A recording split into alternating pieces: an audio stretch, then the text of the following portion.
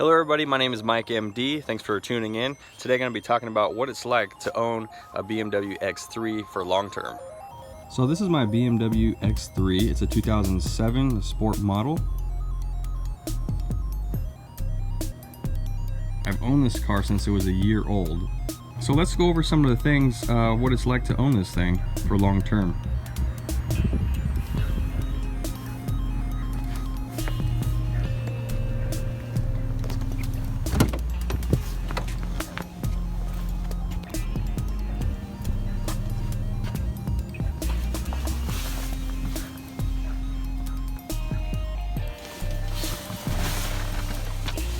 Alright, so I put a lot of money into this car. I really enjoy it. It's definitely one of my favorite cars, if not my favorite car that I've owned.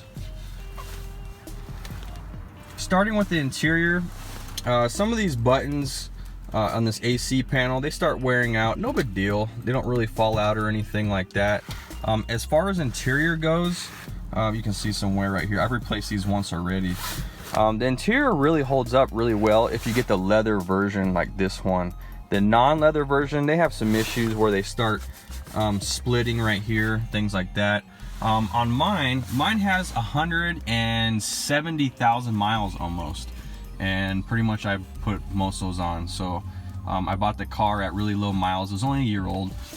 Now some of the stuff up here starts bubbling on the sun, on the headliner right there. I've got a bunch of that. The kids know they're not allowed to touch this because it just leaves marks. But also, you know, it has a really cool panoramic sunroof, but the kids aren't allowed to use that either because around this miles, that thing, it just breaks. There's a lot of plastic pieces in there. They sell repair kits for them, but it's still extremely expensive to replace, so I just don't use that.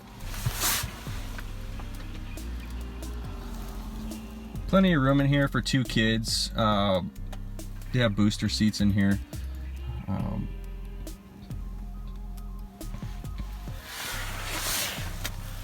I love the gauges on this model. It's the same gauges as the BMW Z4.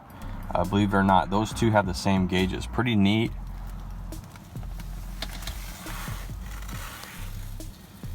This model is very comfortable to drive. It's very sporty and nimble. The engine actually has around 260 horsepower. It's the high output 6-cylinder BMW 6-cylinder non-turbo. Let's see what's under the hood here. And like I said, on the interior, I really haven't done much as far as having to replace anything. I do use a sunshade, and it is kept in the garage only overnight.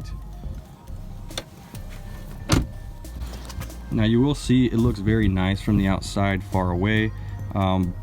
But some of the things that these cars have are the clear coat issues, the typical stuff. If you've gotten any nicks or anything at all, or dragged your suitcase across this back bumper, eventually the sun and water is going to eat that up.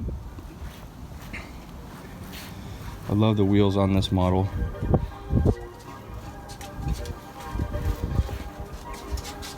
What goes out on these a lot is this upper seal for the windshield. I've probably replaced it for sure twice, if not 3 times, and they just don't last very long. The rubber is not the best. Not a big deal. You don't have to remove the windshield for that repair. But if you look, this poor girl is getting the sun's getting to her, so the clear coat just starts coming off on this one. A lot of it probably is the engine heat, I imagine. And also the headlights on these are just terrible as far as turning yellow. I've probably reconditioned them 3 times since I've owned the car. They'll come back to life.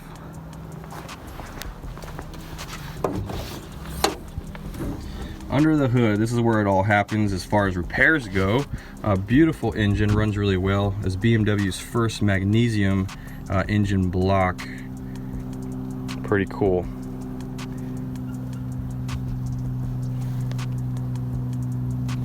So on this engine, I've replaced the valve cover on here once and done the gasket twice. They just leak and warp. That's actually pretty expensive repair if you're doing the whole valve cover. Also, there's a sensor underneath that they'll usually recommend when they do the repair. You're looking at like 1,800 bucks for that. These gaskets in here always go bad. I've replaced these twice. They call it the oil filter housing gaskets. That's around like a $450 to $500 job on this car. And all the coolant stuff, I've pretty much replaced everything. The tank, the radiator, even the little fan inside of there, the cooling fan. I've replaced the little valves. They call them intake runner valves or DISA valves. There's 2 of them on this car. Those are like 500 bucks a piece, by the way. Little things that set your check engine light on. I've replaced the cylinder head on this car. Luckily it was under warranty at that time. Beautiful engine bay.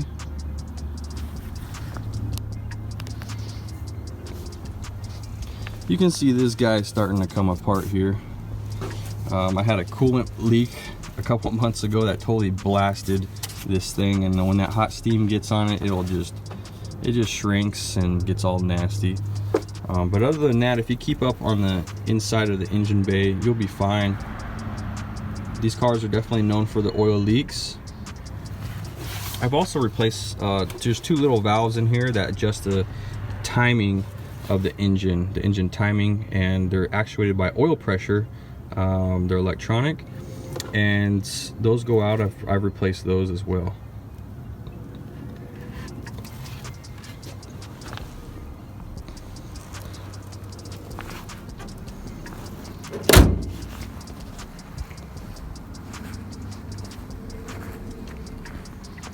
These cars are really great if you're starting out with a young family. You have a kid or 2. It can get a little cramped in there. It is a smaller model.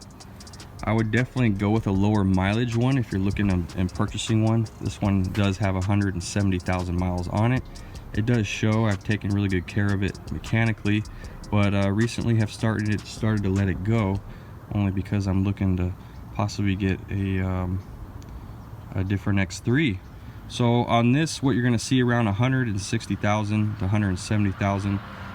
The front struts are going to go out on there, and that's normal wear and tear stuff. Brakes and things like that are guaranteed on any car pretty much. This does have an oil leak on the engine oil pan that I have not fixed yet. I probably won't fix it because when I turn the car in, it's not going to matter because they're going to send this car to the auction. So there's no sense on putting money into it if I'm going to sell it, unless I'm going to sell it to a private party or a family member. Also, what to look out for these cars is the transmission. The transmission and the transfer case. The transfer case is what gives this vehicle its all-wheel drive. They start getting slack and feel a little loose around this miles, and you'll notice it when you drive it.